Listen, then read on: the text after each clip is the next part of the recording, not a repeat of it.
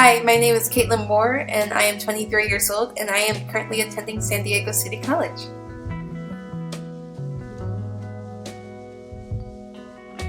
Yeah, we're happy to have you. We looked over your questionnaire, and you have a good story, and we feel like you could touch a lot of people. So we appreciate you taking your time out to do this. And so, what are you doing out there? Where are you again? We're in Indiana. Indiana, and you're helping your family with something, or what's going on out there? So my grandpa got diagnosed recently with Lewy body dementia, and since my first summer semester in 2021, we've been going back and forth across to California to Indiana to support him in his journey of wellness and healing, and hopefully give him some recognition of the faces, the family's names, because it's a struggle right now to remember names to faces. Right. So you're with him all day, type of thing. And is he getting better, or is it kind of tough? It's here and there. It's progressively getting better and worse each day. It's just a matter of we're here to support him as best we can. Nice. That's really good. So what are some things you enjoy doing outside of school?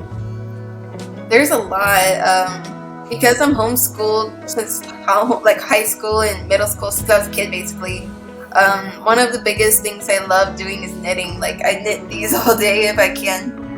Those are nice. Those are nice. I love knitting. Writing. I wrote a book during the pandemic. I started after I graduated high school, and it took me 2.5 years to finish handwriting a whole story. Really? What was the story about? Kind of coming of age, but because I love fantasy and fiction, I love mermaids, so I wrote like a mermaid's coming of age story from being young and the princess to growing up into being a queen that she is, but her biggest fears are being alone and how is adult life going to change for me after I become the queen. And I just wrote the story based on my insecurities, my fears, my questions for the future. And throughout that time, especially during the pandemic, it played out into a whole story, a 158-page story that I wrote out about how I felt, but through this fictional character. And I just felt like I grow from writing and all of the things I do. Like, whenever I would write, I would use my vinyl record player and just listen to some tunes on the vinyl, or just pop in some oldies and goodies and just relax and write it out. Nice. So what are you going to do with these books? You should publish them. That's my goal. When I did my first city college semester, I took an English 101 class, and they had us write a children's book, informational children's book, and I wrote it about autism. But my little sister was the main character, and I used her to describe like the differences, the high functioning versus low functioning autism that children go through, so people who are neurodiverse or neurotypical can understand what is it like in my sister's eyes to be autistic. Yeah. For me to be autistic. So I wrote it with a lot of the things like calming methods and activities that we do together that kind of help build our communication skills, our emotional supportive skills, so we can become better people by teaching others what is it like going through autism or being neurodiverse like that. Nice. So what are some of your healthy coping skills you do for your autism? For me, writing especially, I like drawing. Drawing's one of my outlets. When I'm stressed, I'll draw stuff or just doodle or sketch. Sometimes I'll illustrate the story I told you about. Like, I'll start drawing pictures for the story. And really just listening to my records and knitting helps. Knitting is like that stress reliever. Like, I can just do that for hours and just feel at peace. Yeah. And then during the pandemic, how were you able to motivate your peers? I noticed you wrote that down in your questionnaire. So, since I mentioned I was homeschooled all my life pretty much, I didn't actually go to college in person. So I'm one of those lucky few who, during a pandemic, it didn't really hit me like I have to switch from in-person to online. I've been online my whole life, so it made sense.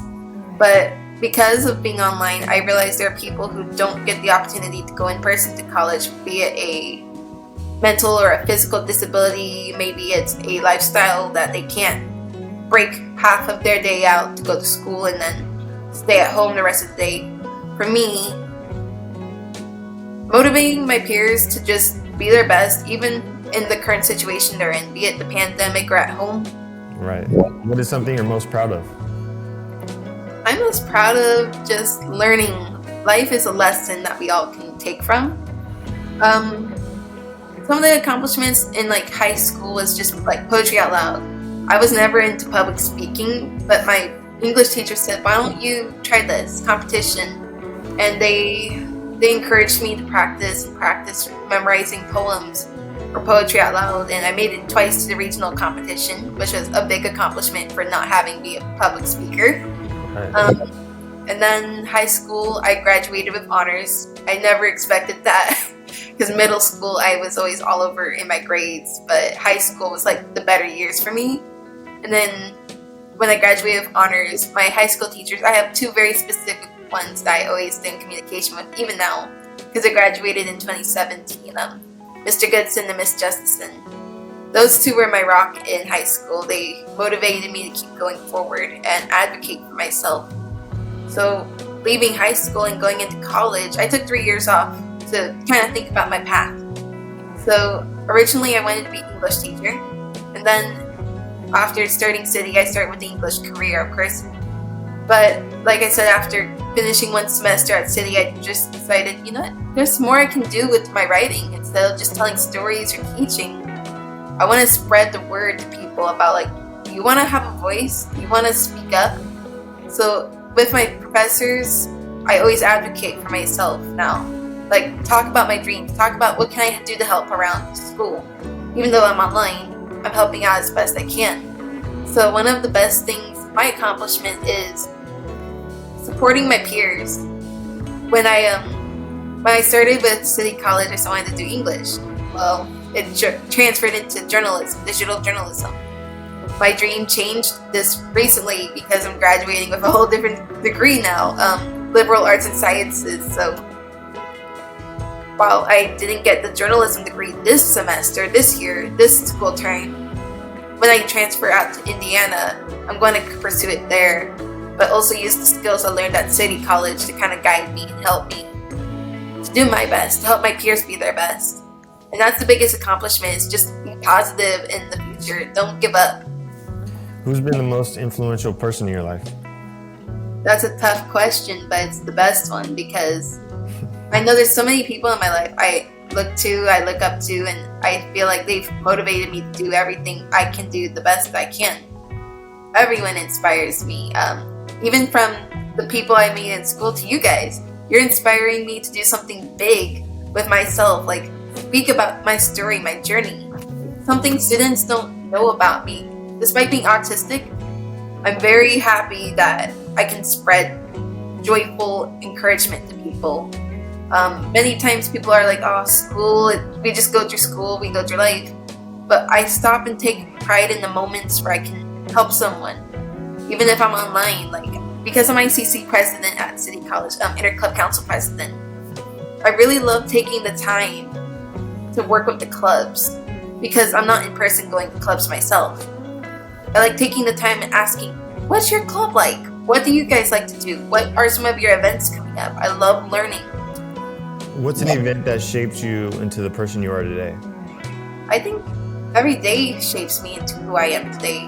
With autism, I learn more about myself each day, as I'm supposed to be someone, but I know I can be someone good if I keep looking forward. So each day, as I take each morning in stride, each afternoon, each night, and even when I'm asleep, I think about it. I say, what did I learn from today? What's shaping me into the person I want to see myself in the future? And the people around me see it, the changes in me and how I've evolved from shy or like outgoing Kaitlyn to I feel more like I'm coming into who I want to be. What is your definition of success?